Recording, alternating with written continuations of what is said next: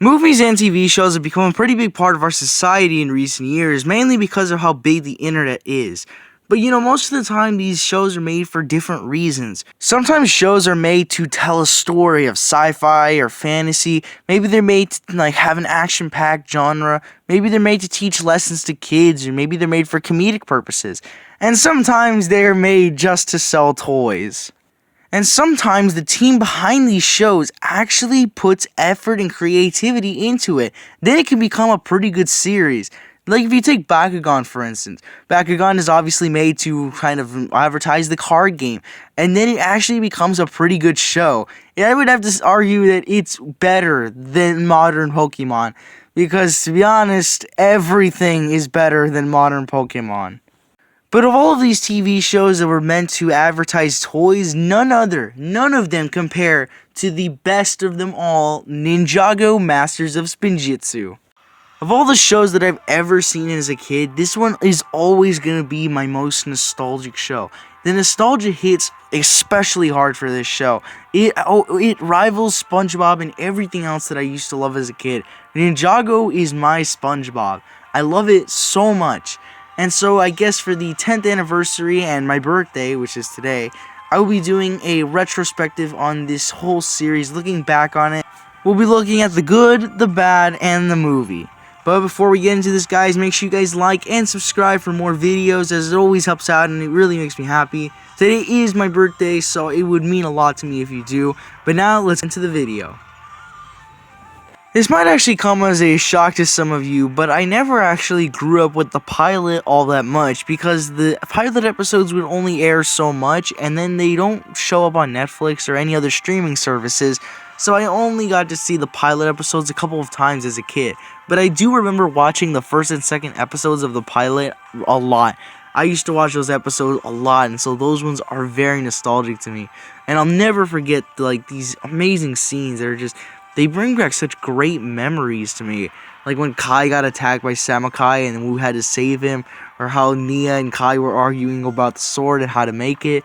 I'll never forget these old things because it's so fun to watch. And it brings back so many good memories from when I was a little kid.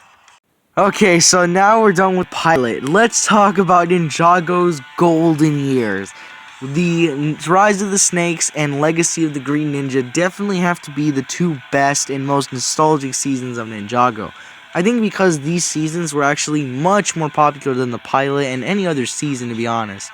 And I remember when Samurai X was still a mystery, and when they actually used Spinjitzu and it was a big thing. And then they used the Tornado of Creation. These were things that were so important at the time, and now they haven't become important in the series for a long time. I would have to say that the older seasons of Ninjago have much more memorable and nostalgic moments than any of the other seasons, just because of how great these scenes were.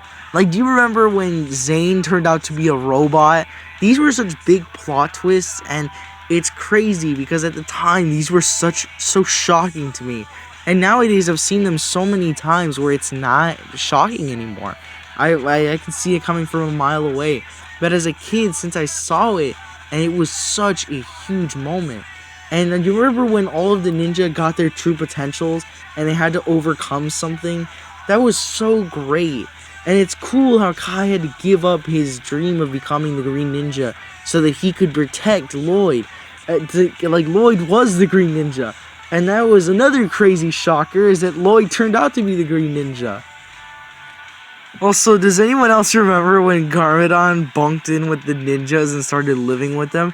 That was hilarious, because he's so funny. I gotta say that Garmadon is my favorite villain in Ninjago, because he's so funny, but at the same time a bad guy. He kind of reminds me of some other villains like Skeletor and Shredder, because those guys are evil, but they're hilarious when they become good guys. But I don't want to conquer this place. I want to conquer hers. You think that? You really are wonderful. It's not fair. That wasn't even part of the vehicle in the first place. It's not even street legal. Yes, and there's one other character that I have not forgotten about. Pink Zane. I'll never forget when Pink Zane or Zane's gi became pink. That was so hilarious, and I loved how they made that into a minifigure in a recent set. That is so cool because I have 2 of them, because I would never forgive myself if I lost one of them. Another one of the greatest characters to come out of the earliest seasons was Dareth, because Dareth is one of the best, possibly the funniest character in the entire series. Dareth is hilariously stupid, but at the same time, he's just so funny, and I wish we could get a full Dareth Brown Ninja minifigure. I hope we get the same kind of Pink Zane treatment with Dareth, because we never got a full minifigure of him.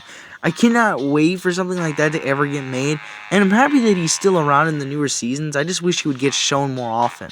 Because of all the characters, Dareth's the only one that hasn't changed a lot. In Season 8 and 9, he did get a little bit of spotlight, but unfortunately we haven't got much of him in the newer seasons. Now I have to talk about the final battle. The final battle is always got to be something special. And with Ninjago, I loved it because it is literally every ninja sacrificing themselves so that the prophecy can be lived through, so that Lloyd could face his father. And it's so scary because Garmadon never wanted to hurt Lloyd, but the Overlord has no intentions of protecting Lloyd. He would kill Lloyd because he doesn't care about him. And I know I would be scared to death if my dad became one of my sleep paralysis demons and I had to face him in a fight.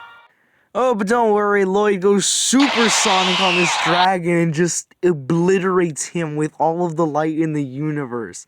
I always love how the gold Lloyd is just, he's so gold. He's just gold. Like, it's not even like plastic looking, it's just pure gold. And one of the things that really makes this final battle so special and memorable is that it's set up to be the battle to end all battles. It is set up to be the final arc, the final fight of the Ninjago series. It makes the entire thing seem like there's nothing afterwards, that this is the final battle. It's like there is no future. It all comes down to this. And that is so amazing. And after one incredible final battle, we even get a very solid ending. Most of the times with endings, the endings feel short or just rushed, but this time they take the time to really soak in the victory, and it's so great. Everybody gets that family reunion, everything goes right, and it feels like the perfect ending to this series. And I'm glad that it doesn't end here, but it felt so well set up. Now, when I was a kid, I didn't really know much about the internet or leaked seasons or anything like that. Back then, there was actually a lot of that stuff with Ninjago, but I was never really aware of all that stuff that was going on the internet. So I never really knew if another Ninjago season was going to come out unless I saw an announcement on the Cartoon Network channel. And so I cannot tell you how excited I was when I woke up that morning. One morning I was watching an old season of Ninjago, and then immediately an episode of Season 3 started playing. And I gotta say, I was so excited. There were a lot of things I loved about this series, the season, like especially Garmadon being a sensei. I love that. He's so great as a good guy.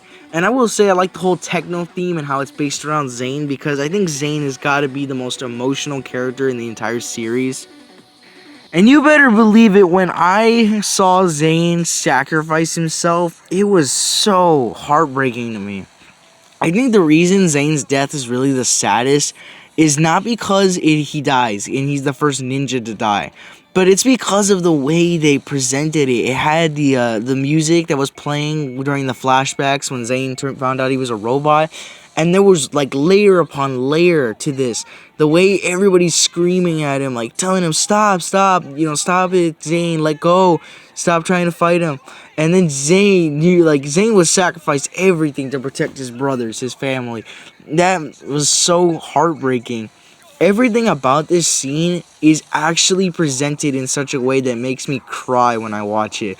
No death scene has ever made me want to cry, except this, because of how they presented it. The sad music is played just right.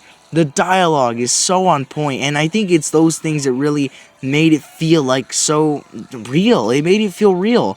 And one of the other things that made this scene so realistic is because this was the first time it had happened. If it had happened another time, I would have definitely have been like, okay, he's gonna come back. But I thought, yeah, Zane is gonna die. There's no coming back for him. And that is exactly why this is such a heartbreaking scene. Because the first time I saw it, it made me think, he's dead. He's actually dead. There's no way he's gonna come back. He did come back later on seasons, which I'm happy about. But nowadays, if a ninja dies, they're gonna bring him back. Cole dies at one point in season, I think, 9. But he comes back really quick because obviously they're not going to kill him off. But with Zane, it's presented in such a way that makes you actually think that he's going to go away for good. And that is why it really struck me so hard when he died.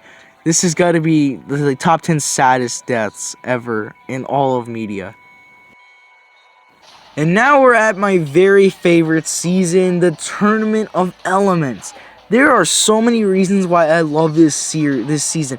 It is so good. I love it so much for a lot of reasons. One, I feel like the story is really cool. The idea of there being this awesome temple of elemental masters and there being other elemental masters like the ninja is so cool.